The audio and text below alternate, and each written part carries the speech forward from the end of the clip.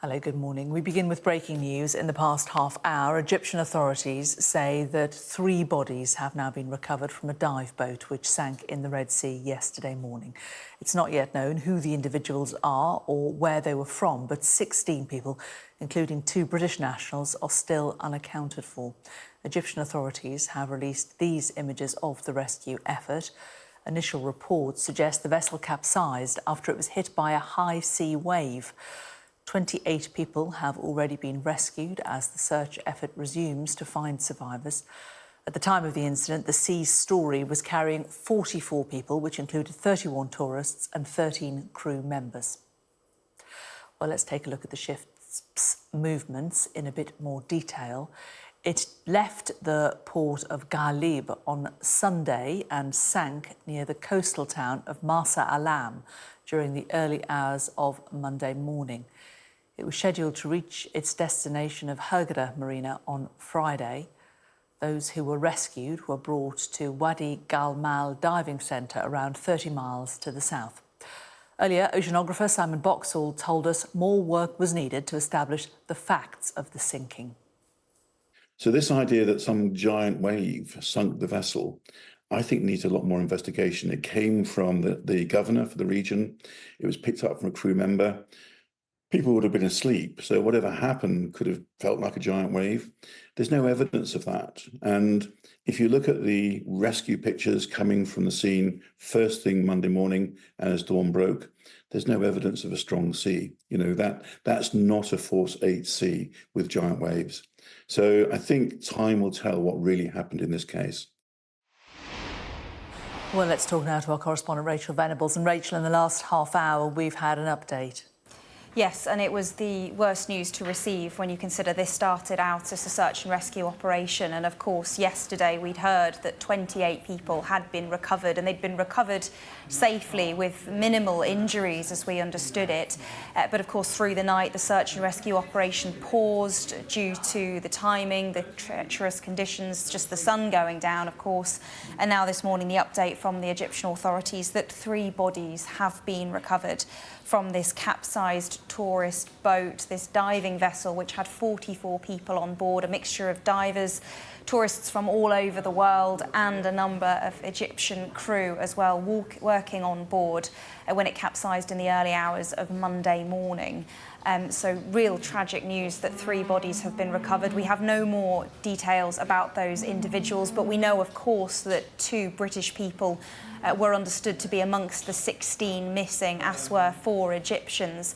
But we have no more details about the other nationalities of the remaining people. But now there are 13 people missing, so that search operation continuing, but of course hope continuing to dwindle, particularly with the news that 3 bodies have been recovered from this capsized vessel. And as the search and rescue operation continues, as that becomes possibly more about recovery and understanding, questions continue to emerge about how this could have happened. A relatively modern new boat, which had, as I said already, 44 people on board who were meant to be taking part in a 5-day diving exhibition around the coral reefs in that part of the Red Sea, a really popular area for tourists, but certainly an area that has seen boats capsized in recent months, in fact. And actually last June, separately to this, 3 Brits died when the boat that they were on caught fire.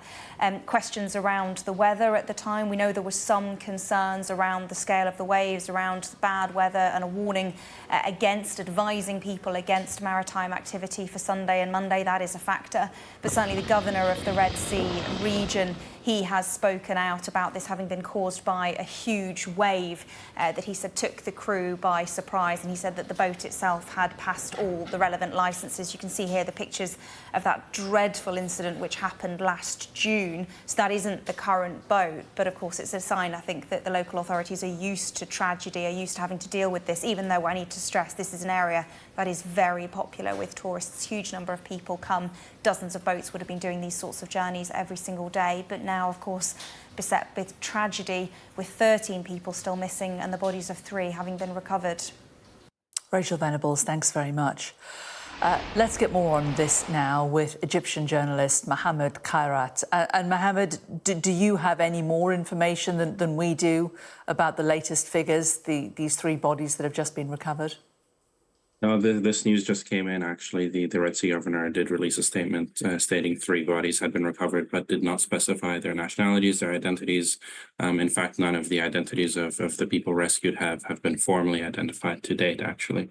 However, it is expected that more such recoveries will take place because, according to the Red Sea governor, the boat capsized within 5 to 7 minutes, and they expect that a number of people may have been trapped in their cabins at the time because the incident took place at 5:30 a.m. So they're probably asleep when the boat capsized.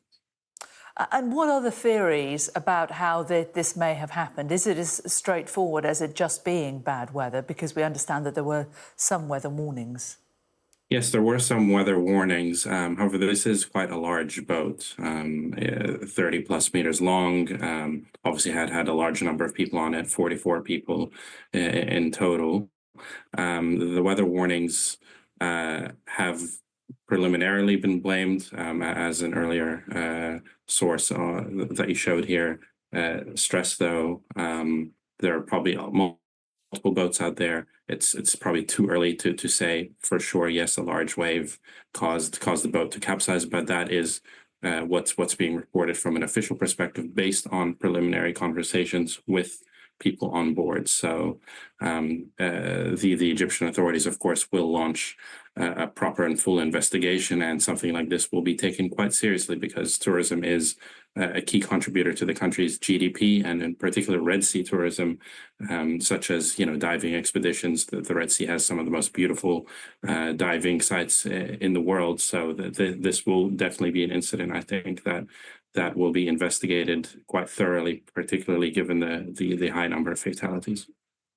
I mean, we saw the images of the fire last June, which claimed the lives of 3 Britons there. I mean, is it a safe industry?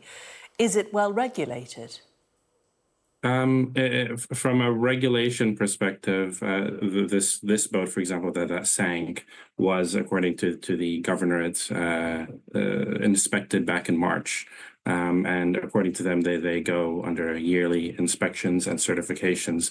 The industry generally requires certification. So in this case, it was a certified boat, certified tour company, and so forth. Not kind of a side one that a bunch of people got together and did.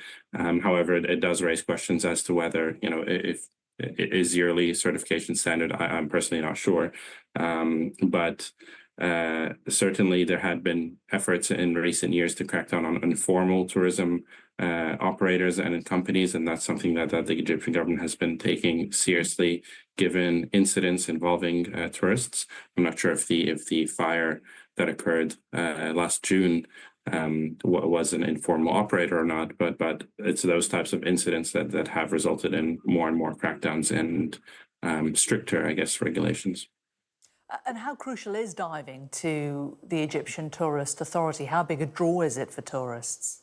It's significant. I would say the Red Sea itself is a core tourism draw for Egypt. Diving is, of course, a subset of that. Now, with the Red Sea offering some of the world's best diving sites, you'll have some of the most passionate people going there, whether it's for scuba diving, free diving, or even just the glass boat kind of expeditions that go on. It's a draw, particularly for tourists in Europe, Russia, Germany, the United Kingdom, Spain, and you'll see that from the mix of tourists that were on board here. You had British nationals, Polish nationals, Chinese nationals, and so forth. So it is certainly something that will send, I guess, shockwaves throughout the industry, but hopefully one where perhaps lessons are learned as to why this happened, how it happened, and how we can prevent it from happening again, to enable people to go and be able to enjoy these sites safely and contribute to Egypt's economy. Indeed. Mohamed Khairat, founder of local media organisation Egyptian Streets. Good to talk to you. Thank you very much. Thank you.